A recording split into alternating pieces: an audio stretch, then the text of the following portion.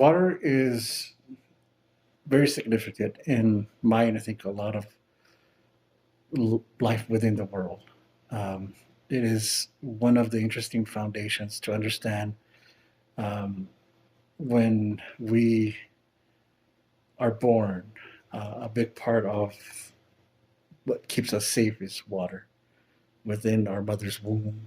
Um, and when we're born, there is what is called water breaking. So I see that as a really important understanding that we're all immersed in water in some ways, and when we don't have water, we have a certain reaction to that. We get thirsty. We get a lot of different things happen. I think it's important to understand that there is a really healthy and unhealthy understanding of water, and it goes through both extremes of having too much water at times and having not enough water. We know what it does to our body, so you can even get overhydrated, which is an interesting thing. I'm not sure if many people have experienced that here, um, but I understand hyponatremia is a big thing, and then when you're getting dehydrated, your body reacts to that. So I think there's a responsibility to water that we have in our body, and it's a reflection of our environment as well. So I definitely understand that water is a very significant life source, and that we have a responsibility to take care of it, and we're taking care of it. It takes care of us. So there's a dual relationship with that, and a responsibility to provide that not just for ourselves but for other people as well.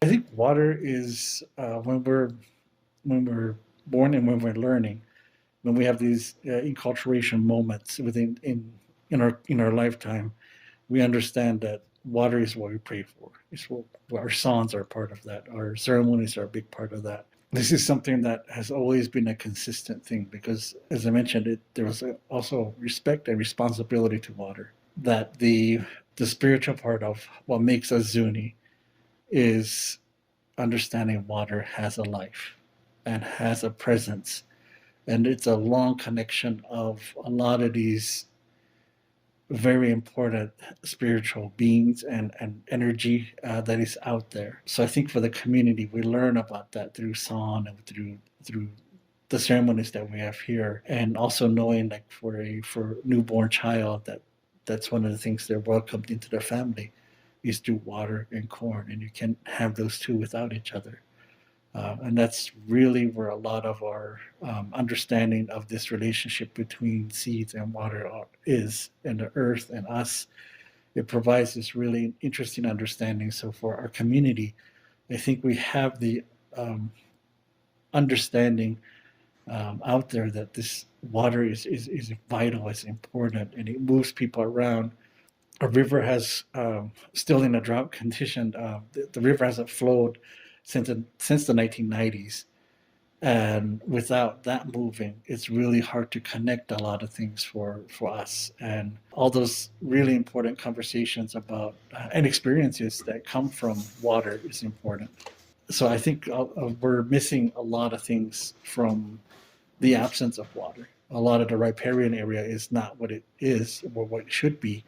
And what I remember from my childhood, it's a lot different from what it was. Other people in the community share that as well, and the generations from the 1990s and closer, unfortunately, have never seen a flowing river all year round. To understand that there's a lot of life that is facilitated with water in the community, and I think that's an important thing for the community's understanding that water is really important.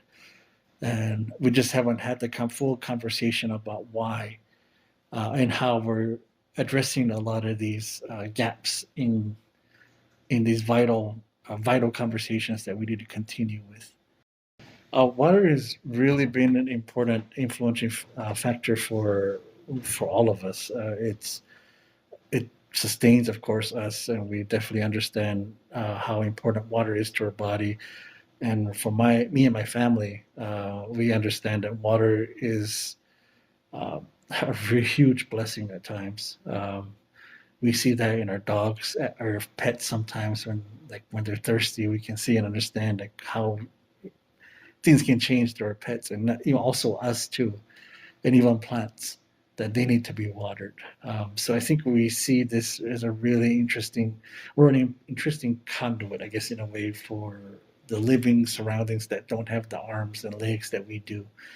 It provides a lot of empathy. It provides patience. It provides these really important fundamental core values that we have as Zunis, and just as humans, how we should interact with different things. We, just driving around Albuquerque this past weekend, I could see the irrigation lines were full of water, and Rio Grande was flowing well.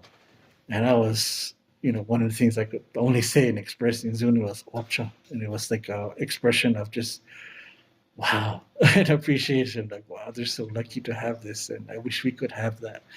All bottled up in that one word, ocha.